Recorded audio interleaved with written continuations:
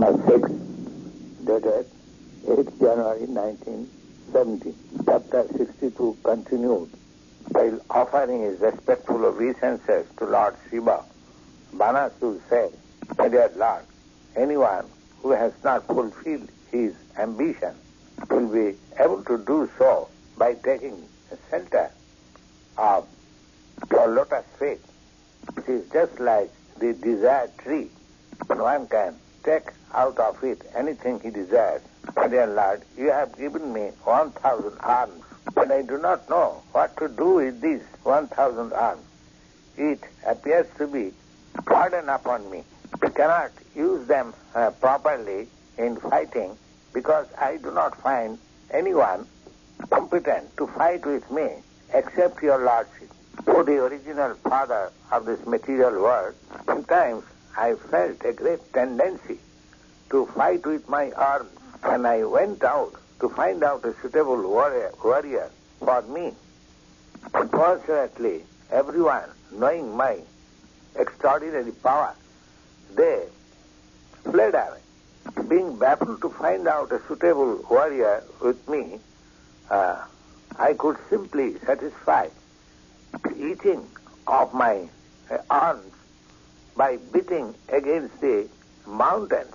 In this way, I could tear down many great mountains and let them fall down into pieces. Lord Shiva appreciated the difficulty of Banasur, that his benediction upon the Banasur has become a troublesome business for him because he could not find out a suitable fighter with him, and he was not happy in that way. So Lord Shiva addressed him in quotation, "You rascal, you are very much eager to fight with somebody. Now you are feeling stronger than anyone. Therefore you are in sorry plight. But I say that when your days come to an end, your flag of victory will no longer flap. At that time, you will be able to find out a suitable fighter with you. As you say that there is nobody in the world except myself who can fight with you. At that time, you will find somebody who is quite competent to fight with you. At that time, you will see that your false prestige, that nobody is equal to fight with you, will be smashed into pieces." Next paragraph. After hearing this statement of Lord Shiva, the Banasur was so much puffed up with his power, became very engladdened that he would meet somebody who could fight with him properly and smash him into pieces. With great pleasure, Banasur returned home after hearing the statement of Lord Shiva. And he was always expecting for the day when the suitable fighter would come, and by fighting with him, got down all his strength. He was such a foolish demon.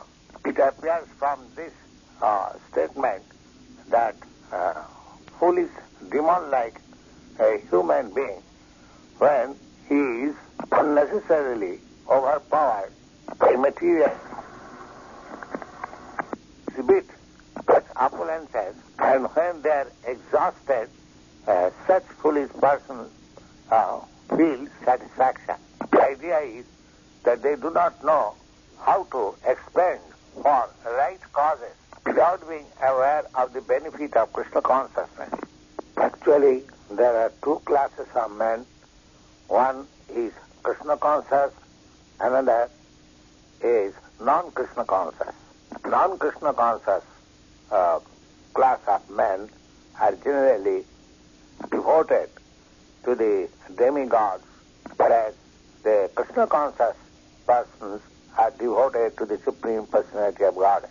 The Krishna conscious persons utilize everything for the service of the Lord, and the non-Krishna conscious persons utilize everything for sense gratification. Vivid example of such person is Banasur. He got some extraordinary power to fight. He wanted to utilize the power for his sense gratification. So much so that without finding out any combatant for him, he began to strike with powerful hands, breaking the mountains into pieces. And in contrast to this position, Arjuna also possessed extraordinary power for fighting, and he utilized it for Krishna only. This Banasur had one very beautiful daughter whose name was Usha.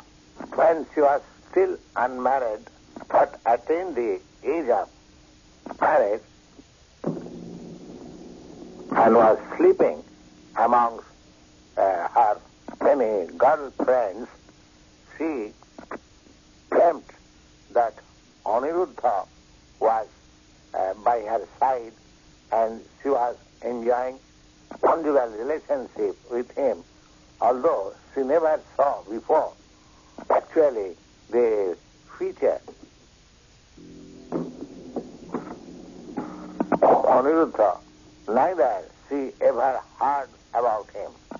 While she was dreaming like that, she exclaimed very loudly, "My dear beloved, where you are?" While calling like this, she was awakened because she was exposed amongst her other friends. She became a little bit ashamed. Out of many girl friends of Usha, there was one girl whose name was Chitralekha, and she happened to be the daughter of the Prime Minister of Banasur. Chitralekha and Usha, being in intimately friendship, out of great curiosity, Chitralekha asked Usha, "My dear beautiful princess, I'm surprised that as yet you are not married with any young boy, neither you have seen anybody till now, and how is that you are exclaiming like that? Whom you are searching after, and who is just your suitable match?" On hearing Chitralekha's inquiries, Usha replied as follows: "My dear friend, in dream I have seen a nice young man who is very, very beautiful. His complexion is swarthy and his eyes are just like lotus petals, dressed in yellow garments. His arms are very long and his general bodily feature is so attractive that any young girl will be captivated by him. Dear friend, I feel very much shy to say that this beautiful young man was kissing me, and I was very much enjoying the nectaring of his kissing. But I am very much sorry to inform you that just after the kissing, he disappeared, and now I am thrown into the whirlpool water of disappointment. My dear friend, I am very much anxious to find out this wonderful young man as my desired Lord of Heart." Quotation close. Next paragraph. After hearing Usha, Chitralekha immediately replied, "My dear friend, I can understand your bereavement, but I assure you that if this boy is existing within these three worlds, namely the upper, lower, and middle planetary systems, for your satisfaction, I must find him out. But you have to identify whether you saw him in dream.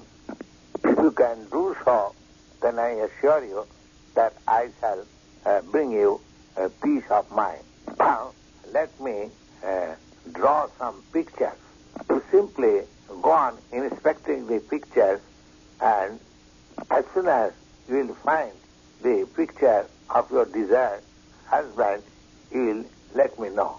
Doesn't matter where he is, I know the art, how to bring him, and on your identification, I shall immediately arrange for that. Quotation close.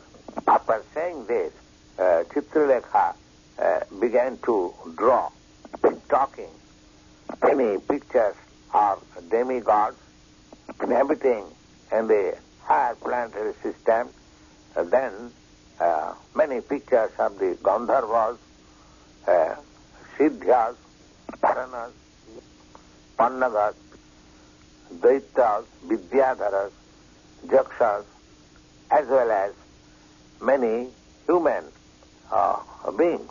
All these statements of Srimad Bhagavatam and Vedic literature prove definitely that each and every planet there are living entities in different names only and in different atmospheres. Therefore, it is foolish to assert that in other planetary systems there is no living entity.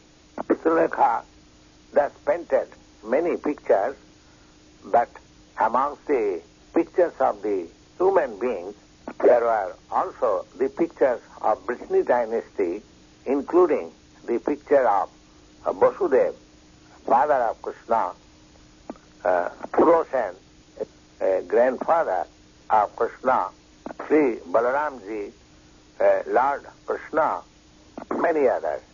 Out of all those pictures, when Usha saw the picture of Pradyumna, she became a little blissful. But when she saw the picture of Anirudha, she became so much blissful that her head immediately became downwards because she found out the man she was seeking after.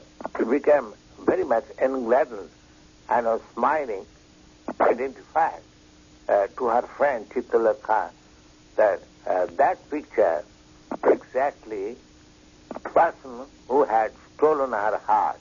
Quotation close. This Chitralekha was a great mystic, yogi. As soon as Usha identified the picture of Anirudha, although both of them did not ever see him, neither knew the name, still by her mystic power, Chitralekha could understand immediately that that picture was of Anirudha, grandson of Krishna. In that very night, she arranged to travel in the outer space, sky. Within very short time, she reached the city of Dwarka, well protected by Lord Krishna. She entered the palace where Anirudha was sleeping in his bedroom on a very exalted bedstead.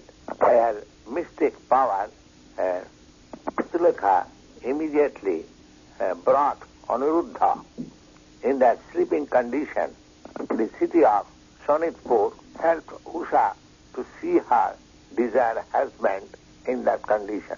Usha immediately became bloomed in happiness, and he began to enjoy the company of Anirudha in great satisfaction. The palace in which Usha and Chitralekha used to live was well fortified, so much so that it was impossible for any male either to enter in it or to see even what is there in the palace.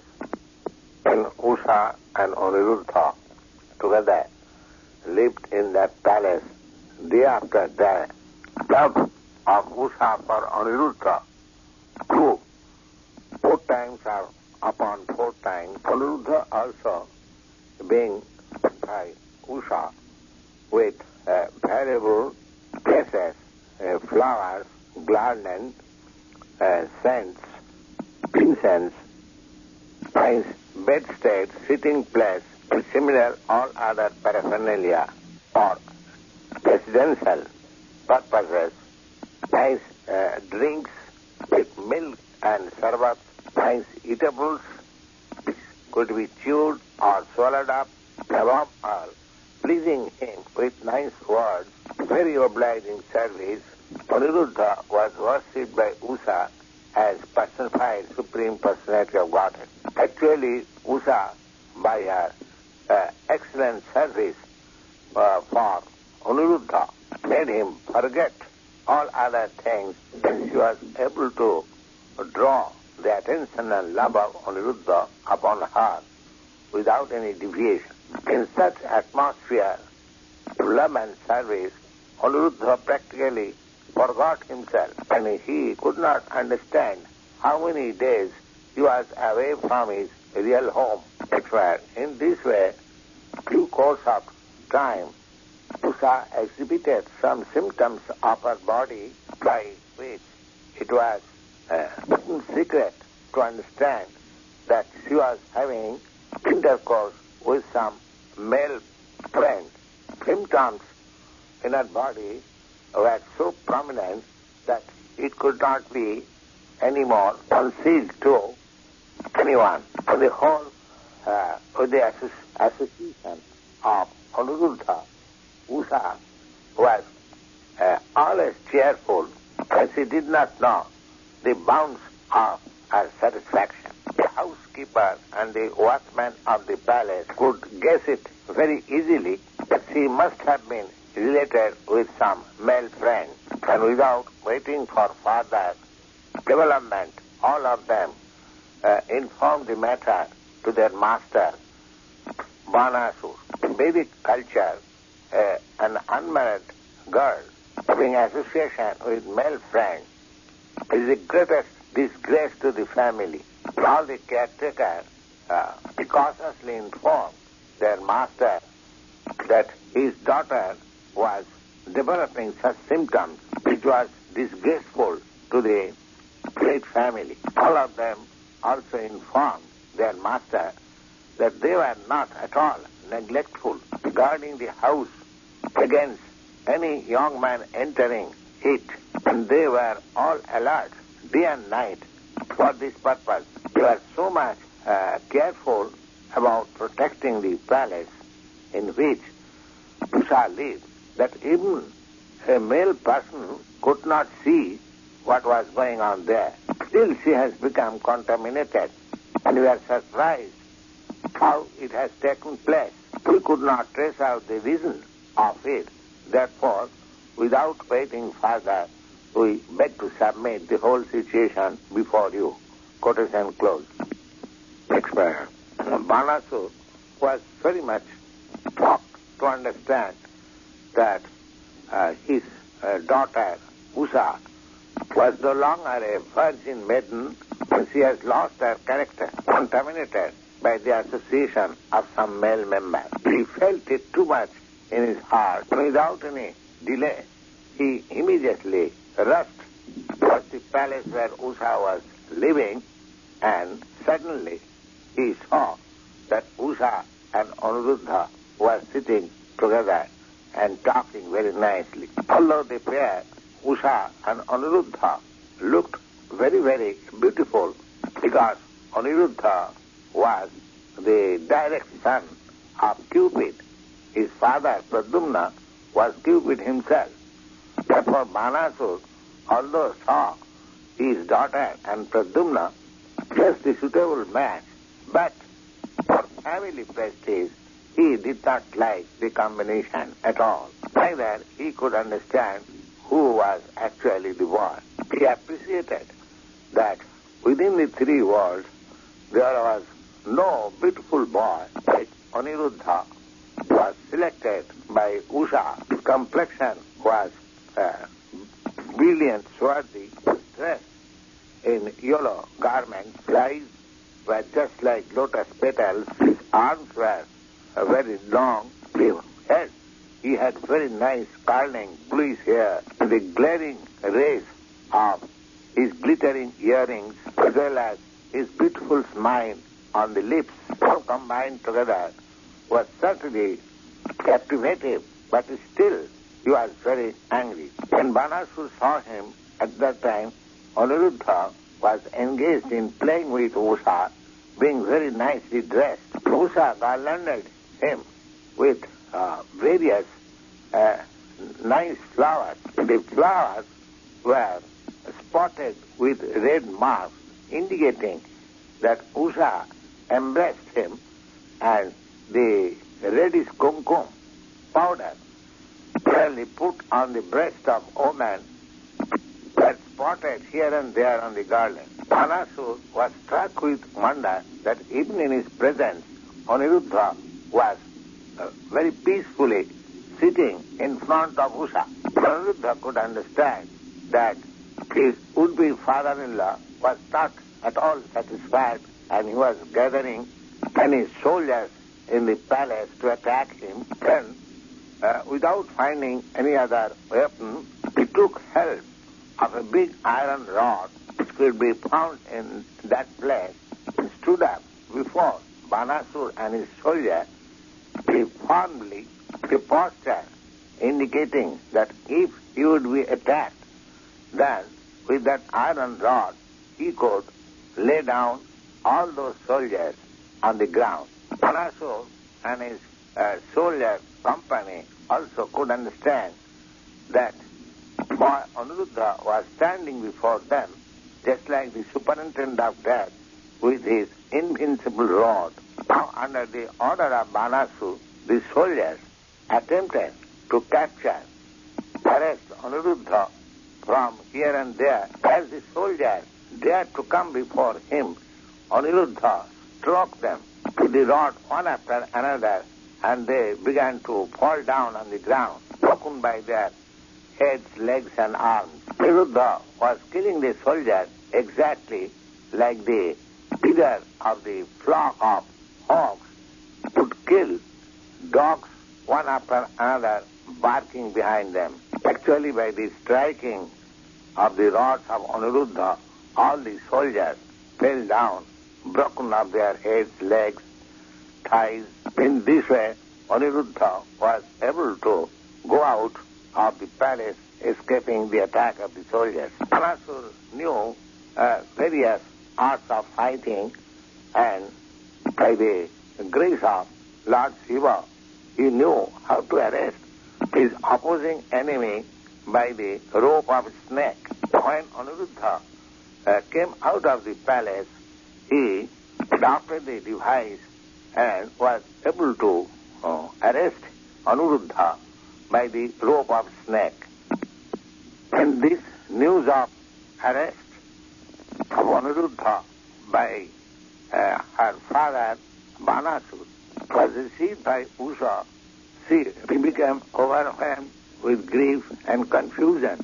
Certainly, tears began to glide down her eyes, and she could not check herself and began to cry very loudly. Thus ends the 62nd chapter of Krishna in the matter of meeting